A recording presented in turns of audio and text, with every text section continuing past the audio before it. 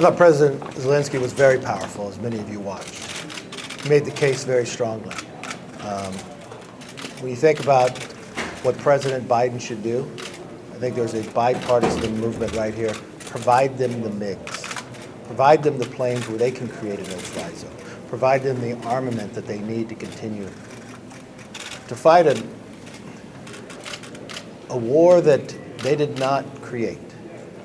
I thought the video was one of the most moving moments in there.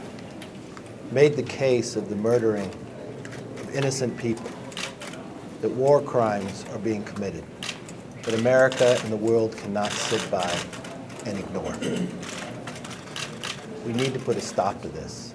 And I think greater pressure, greater armament, and why the MiGs were not provided weeks ago, as many of us requested, put them at a disadvantage. Is there any scenario where a no-fly zone, the no-fly zone that he requested, would be supported by you and by the United States? Look, I think right now, provide them the MiGs that they can create a no-fly zone. The entire time, speaking with those in Ukraine and the president himself, he's never asked for American men or women to be in a battle. All he's ever asked for is give us the opportunity to defend ourselves. Don't let us fight with sticks. I've had conversations with the president long before this moment came. My advice to him was provide them the armament earlier to deter Putin from ever making this decision. And the entire time, President Biden always said it would be the sanctions afterwards. And then when the sanctions came, he said it'd take months to work. Well, the Ukrainian people cannot wait months. The world cannot wait months and we sit by and watch innocent people being murdered. With that, let me turn it over to our witness. Thank you. President Zelenskyy just gave an incredibly powerful address to Congress. And I think people got to see once again what we've been seeing for weeks, and that is just why President Zelenskyy is inspiring the people of Ukraine and people all around the world who are rallying behind these strong, incredibly tough people during a brutally difficult invasion by Putin. When President Zelenskyy showed that video, you really got to see firsthand the sheer brutality of what Putin is doing inside Ukraine. It was very difficult to watch. It was heartbreaking. But it shows you that there's nothing less than genocide going on in Ukraine by Putin and his army. And so as Zelenskyy made a plea to the United States, to President Biden, he's continued to reiterate that the people of Ukraine just want more tools to be able to defend their country, especially right now to be able to control the sky. And that's why getting these MiGs in immediately is so critical. The longer President Biden waits trying to figure out excuses to not offend Putin, it's costing lives in Ukraine. He's got to make that happen. It's a plea Zelenskyy continued to make, as well as a plea for other things that I think the American people want to do to give them the tools that they need to defend their country.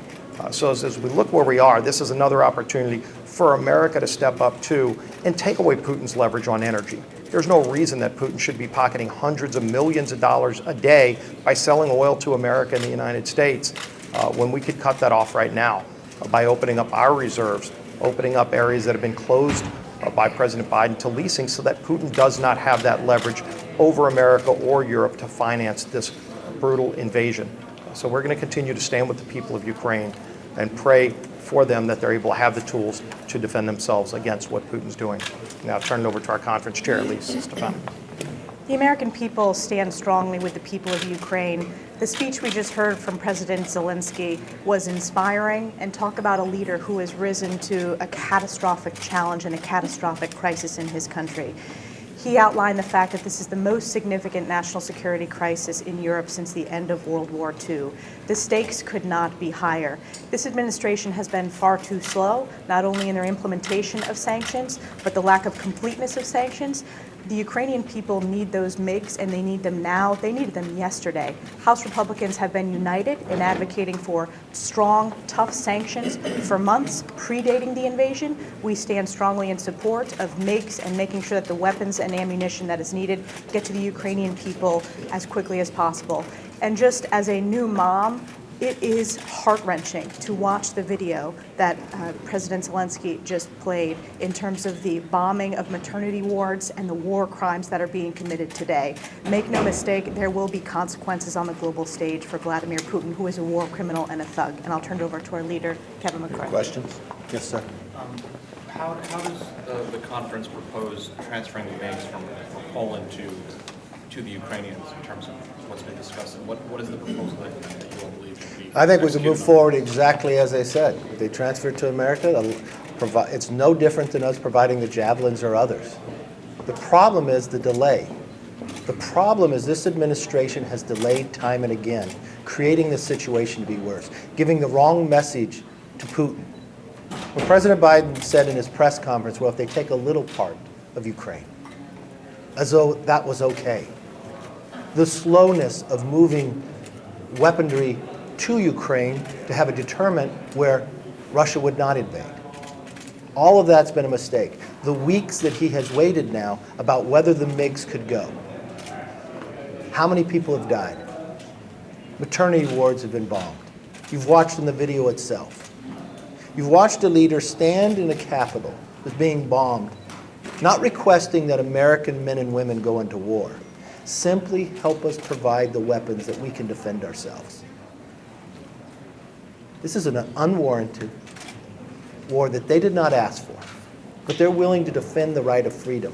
We should stand with anyone who's willing to defend freedom and against the atrocities that Putin is doing. Thank you all very Leader much. McCarthy, do you think Zelenskyy changed minds in that room? I think walking into that room ahead of time, I believe there was a bipartisan support to provide the MiGs. I know on the Republican side, we've been requesting this for quite some time. I think that has changed on the Democrat side, that they're more supportive of it now. I think that room's united to defend and help Ukraine get the weaponry they need to defend themselves. Leader McCarthy, he also called for much tougher sanctions. Rob Foreman, who just came back from Poland, is calling for much tougher sanctions on their Russia's global energy revenue, not just banning their oil imports here, but he wants much tougher sanctions, basically no Russian products coming into the United States, and on banks, etc. But the administration hasn't been willing to go there yet. Wondering if there's bipartisan support, do you think, in Congress to do something like that?